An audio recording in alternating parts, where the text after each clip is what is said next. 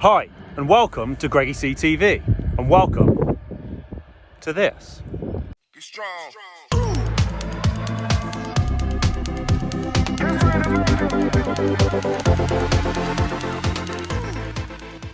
This is my 2010 Land Rover Range Rover Vogue. Specifically, this is the 3.6 TD V8 Santorini black with black leather interior. We'll have a little look at that later on. This is my car. It's done 106,000 miles. And basically, I've had this car for 12 months now. I bought it in June 2021. So what you're gonna get today is a full owner's review, an honest, warts and all, to whether you should buy one of these or not, the running costs, all the gory details. It's been an interesting journey with this car so far, but ultimately I think it's one that's worth sharing with you guys. So I guess the first question is, why?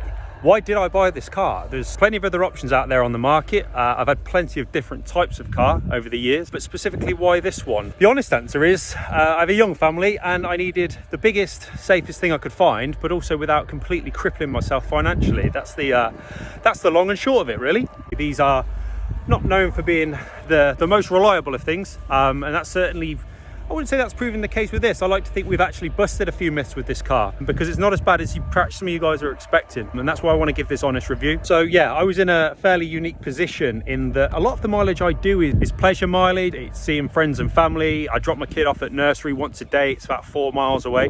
I'm probably doing 10-20 miles a day in this car maximum. It's pretty much my go everywhere, do anything vehicle that doesn't go anywhere or do anything. So how did I buy this car? So I actually bought this car completely blind, and that's a lie.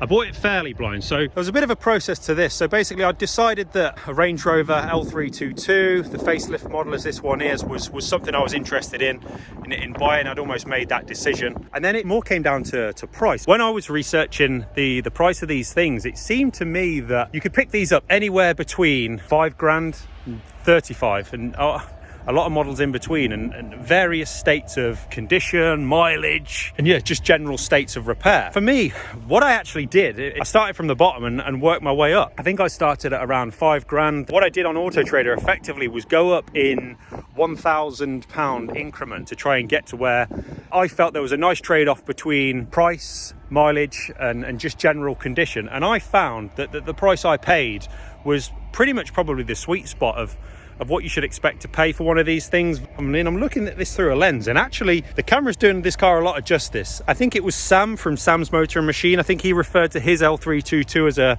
10-foot car or a 6-foot car. I can't quite remember. And yeah, I would go along similar lines to this. I'd probably maybe make it a 20-foot car. I'd be a bit less generous than that, because ultimately this car is in generally quite good condition. But yeah, there's some work to be done on this, and I'm going to take you guys on the journey of what we're going to do on that. So let's talk about the process of me buying this exact vehicle. So I bought this at a motor dealer down in Surrey, which is about, I'd say, an hour and a half's drive away from me. And I actually drove this thing from home to the Lake District and back, which was around 500 miles. So this thing got a really good shakedown in the first week I owned it. The interior on these things, absolute classic. I think everyone's familiar with the design of their around from 2002 to 2013. The shape ultimately went very classic interior, literally just black on black spec. There are various bits of evidence of having children around, as to be expected. As I mentioned, in terms of condition of the vehicle, there's a few cosmetic bits to be looked at externally, but I was really happy with how this thing turned out in terms of the condition inside. Let me just run you into the back.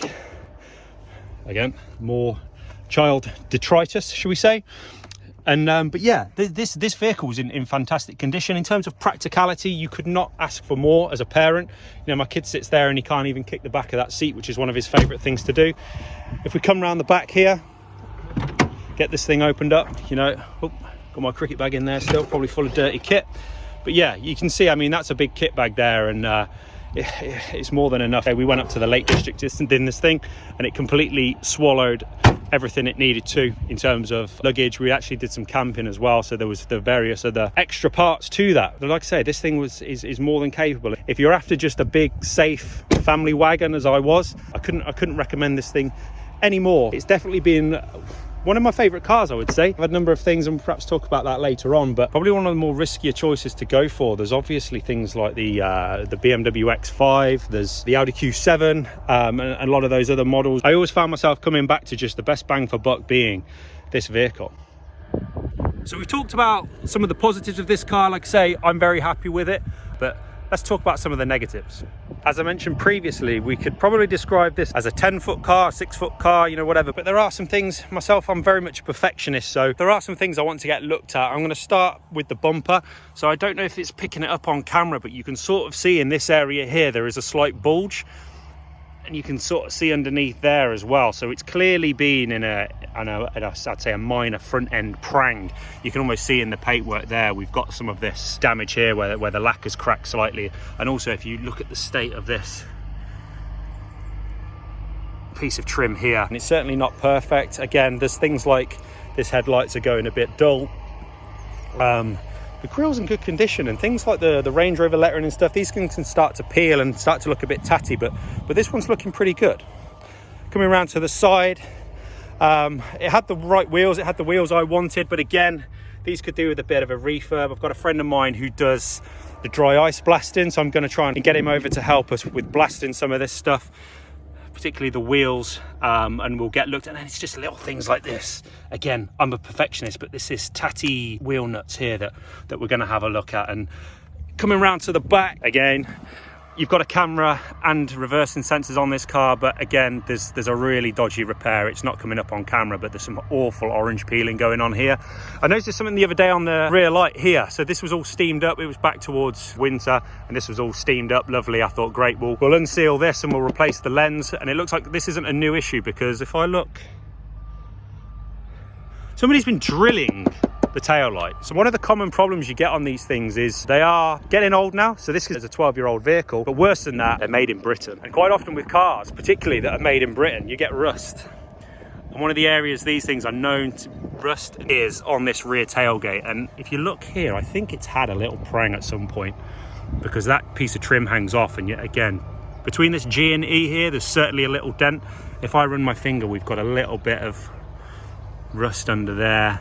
If I lift this up even, I'll have a little sneaky look under here. You can see we've got this seal. Ultimately, the water all gets into, well, it's supposed to drain from here, but it doesn't. And ultimately, it sits behind this panel and goes rusty. And from what I've seen on the internet, mine's probably one of the better condition ones.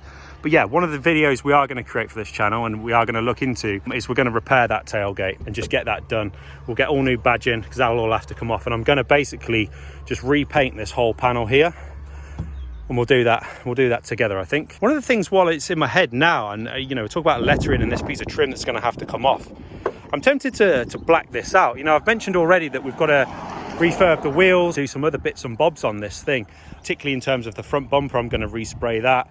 You know, do we get some new letters? I mean, these are all in fairly good condition, so I'm loath to pinch them off. But if we've got to take them off and spray them black, do we do a blacked out? Has blacked out been too done? Does this give off a certain personality trait that I wouldn't want to say I had if I had a blacked out vehicle? I have already made a couple of mods to this car. I say mods, very, very minor changes. I had the fried egg indicators on there, the orange. I just replaced these for a set from Powerful UK. So these are just, they're like a starburst effect. And when I bought the car, it had chrome wing mirrors, which I'm not a fan of chrome. And ultimately that was the only chrome on the entire vehicle. We've got a bit of silver and some pop in the trim, but ultimately we don't have any other chrome, which is something I'm really happy about, to be honest. And I was tempted to take you guys for a drive along with this, but I actually don't think that's really worth it. This car drives as you would expect it to. It's a big bus, you know, it's a good old boy. We just waft around. In terms of performance, you're not going anywhere fast. You're not getting much in the way of fuel economy either. So that's always a fantastic trade-off. No performance for a lot of fuel. It's what we like to hear, isn't it? So I'm not going to take you for a ride around, because ultimately this thing, you know, it's big. It's got great road presence. People let you out. People tend to stop making those, you know, there's silly maneuvers people do where they think there's a gap and then they sort of go for the gap and you both end up wedged in. That doesn't happen in this. They just sort of wait. It actually makes, well, it made me anyway a certainly more courteous driver. Maybe that's what comes with being a parent, I guess. But what I am going to bring you into, probably what we're all here for, is the real world running costs. My recommendations and what I think you should do if you're in the market for a Range Rover L322 like this.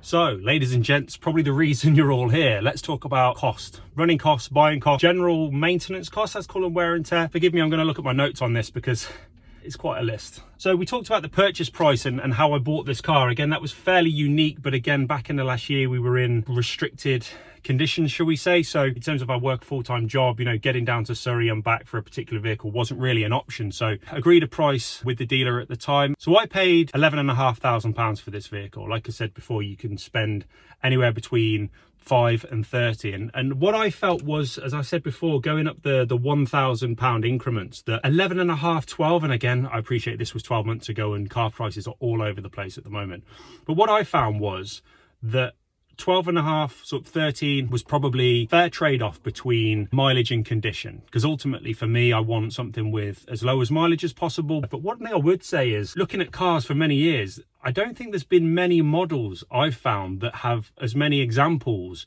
that are over 100,000 miles on the clock. And again, I found that the sweet spot was around 12 grand. Any further beyond that, you can pay more, but this isn't a car I drive every day. It's certainly not a car to be driven every day. Like I say, if you have a job where you're up and down the motorway, I certainly would not recommend this in terms of wear and tear costs and general running costs. The last time I checked, I think petrol was about, well, diesel was around 175 a litre where I am. So again, if you're doing 10,000 miles a year, do not do a buy on one of these things.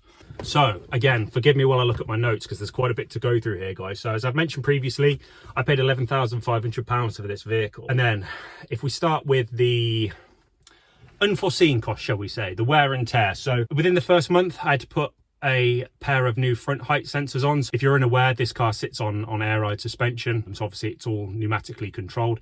And what I was finding, I'd come out in the morning and the front end of the car was just sat on the bump stops effectively, but it didn't do that if I left the car unlocked. I don't understand. But ultimately where that ended up was a pair of front height sensors. That was £100. During some of that investigation, I also realized I had a leaky airbag. Luckily this was on the front left corner. That can be a lot worse if you were to buy the whole strut. I think it can be a significant investment, but I just replaced the front airbag on that, and that was a price of £152. As soon as the weather started getting a bit cooler, I think it was around October time, I went out in the morning and guess what? Didn't start. Thought, great, here we go. Had a look at the battery and I thought, hang on, these things have got a 5-year guarantee on them. Why is it going already? Had a look in the car service history and guess when the battery was replaced? 5 years ago. So a new battery at a price of £152. Now, another unforeseen issue with this car is, in fact, there's still a number on the to-do list. This is just one that I've fixed recently. So this was new control arm bushes at the front. They were a cost of £30. You can buy those as a kit. I just bought the bushing that presses in. You can buy the full control arm with the bushes already pressed in. They're significantly more, around £100. And I was actually quoted by a garage to have that replaced, both sides, with the kit and the installation, £650. And I think that's where these cars get their reputation for being a bit expensive. If you're taking this car to a dealership or a 4x4 specialist every time it has an issue, you are going to rack up the bills. Fortunately, I have a slightly mechanical background, but yeah, all the work I've done on this car has been done by me with a little help from my friends. So yeah, I've managed to save significantly on labour costs, and that's another example where, to me, that costs £30. To someone who isn't going to get their hands dirty, that's a £650 bill. So again, it's weighing up what you want to have in terms of involvement of maintaining this car. I've also done an oil service on that. Again, what I would say is oil services, they come around every year, but on this car I was actually pleasantly surprised. So the cost of 10 litres of oil, this car takes around 9.5 from memory, but basically 10 litres of oil and all the service kits. So that was oil filter, air filter, fuel filter and a pollen filter. That was £130, and I actually thought that was a pretty fair price. I've also had the aircon regassed, and that was around £30, which is typical. So let's get on to modifications, or should we say optional costs for this car that I've spent. One thing I did buy was, and these are a great addition, is one of these Bovie Bluetooth connectors. You can get them for all sorts of vehicles. They are vehicle specific. So this is a Range Rover specific option. It comes with the old iPod cable. Obviously this car's was designed in 2002 and went out of life in 2013. You know, we didn't really have the connectivity that we do nowadays. But what this allows me to do is listen to my phone, Bluetooth connection as it was, but I'm also able to use the controls on the steering wheel to actually control skipping forward track. That cost me £100, and I actually think that was a pretty fair investment for what it gives me. You know, beyond that, I don't even own any CDs. I don't listen to the radio. I'm not interested in modern music. So yeah, having the Bluetooth connection for my tunes was a worthwhile investment. Another thing, as I've mentioned on this car, we talked about, you know, it's fantastic fantastic mechanically. I've had no issues, you know, in terms of engine, drivetrain, gearbox, transfer box, anything along those lines. But it was just getting a bit tired. Like I say, it's a 12-year-old car, and the things like the start-stop button here, ultimately the stop button had a big hole in the middle of it. Again, you press that button every time you get in the car, every time you get out of the car, you press that button and it's annoying. So I replaced the starter button. That was £25. I also refurbed the keys. Again, going back to OCD, I got this, you know, car that I've just paid all this money for, and you get the keys, and again, these are all tangible pieces, and it was tatty, horrible garbage. Wasn't interested. So I paid £15 for some new clips. As I mentioned before, I got the new indicators and new wing mirrors, and that was a combined price of £110. So if my maths is correct, which it probably isn't, I'm probably in for around £12,345. And I think the important point of that is the £592, according to my list here, of kind of unforeseen or kind of maintenance costs of running this thing. So in 12 months, £600, £50 a month, I don't think is an unreasonable sum to kind of set aside for when things do go wrong. And certainly I've had a pleasurable ownership experience, and that is actually significantly less than I was expecting it to be. So again, I don't know what you guys think. Let me know in the comments what you think, but I actually think that's a reasonable price to pay. You know, for me, £50 a month, you know, on average, too much of a big deal. And again, you get into this car, I think, knowing what you're getting into. And one thing I would say is, again, I mentioned about doing the work yourself. I've also been very good at staying on top of this car, and what I mean by that is keeping a lookout for things. You know, it's a big heavy car, things like bushes wear out, and again, we've already talked about the tailgate on the back. There are certain things where these things fail, and again, that probably leads me quite nicely onto my to-do list. So guys, what's left still to do? And again, these are just things that are emerging. I wouldn't say constantly, but there are things that keep cropping up. So one thing we are going to look at, and we need some new front anti-roll bar bushes. This thing, when it goes over undulating terrain, there's that knocking noise, and it's just a pain in the backside. I thought it was potentially those control arm bushes that are replaced, but no, I think it's actually the anti-roll bar bushes. So we're going to get into that. We've talked about the rear tailgate. We're going to do that together. I'm going to film that, and we'll do a video of how we best do that, because like I say, the rust comes from the inside out. So again, I'm going to take that paint back, and I'm not actually 100% sure what I'm going to find in there. We'll get that job done. I'm also going to do that front bumper. Like I say, we mentioned the bulge. I'm going to try and heat that up if I can, get that bulge out, and we'll respray that. And while we're there, we'll do that piece of silver trim that I touched on. I also have another job, and again, this is something that's a very common fault, is the rear window washer. When I actually go to squirt the thing, all I get is a load of screen wash in the boot of my car, because ultimately there's a washer in there that can fail and ultimately cause a failure. It's £5, so we're going to get that in, get that done. And again, there's a lot of good forum information on that and how-to guides, but there isn't much in terms of actual video how-to. So I'm gonna do my best to try and create something around that for you guys. One job I haven't mentioned is, again, I noticed it on that first trip up to the Lake District.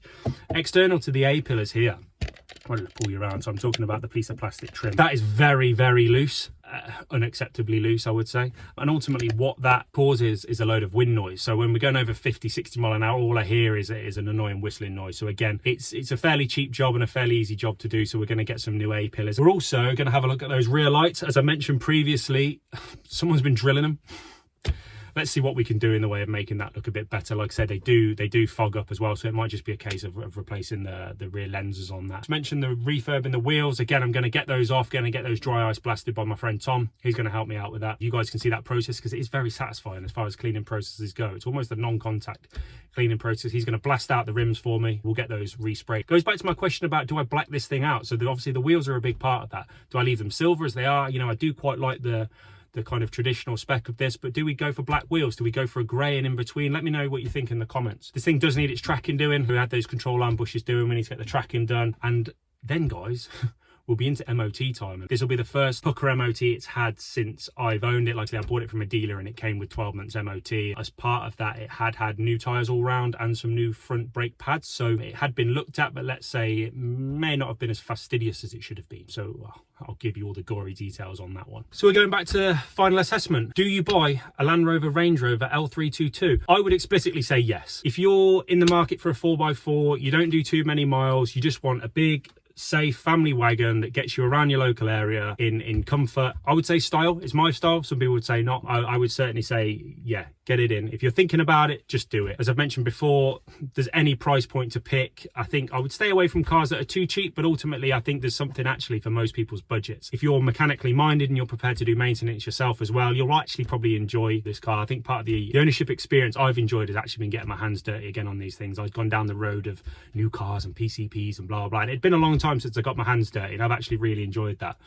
The caveat to my recommendation is that if you're doing long journeys, I'd say if your commute's over 30 minutes and this, that and the other, I probably would steer clear and get something a bit newer, a bit more modern, perhaps a bit more fuel efficient. But yeah, ultimately, guys, that's my honest as I can be, 12-month ownership review of the Range Rover L322. I mean, if you guys want to see more of this content, like and subscribe. And I think this is going to be a good journey together. I think part of the channel I'm going to be doing all sorts of various content, but the Range Rover content is going to be a big thread. So yeah, if you want to join me for the journey, like and subscribe, and I'll see you in the next one, guys. Thank you.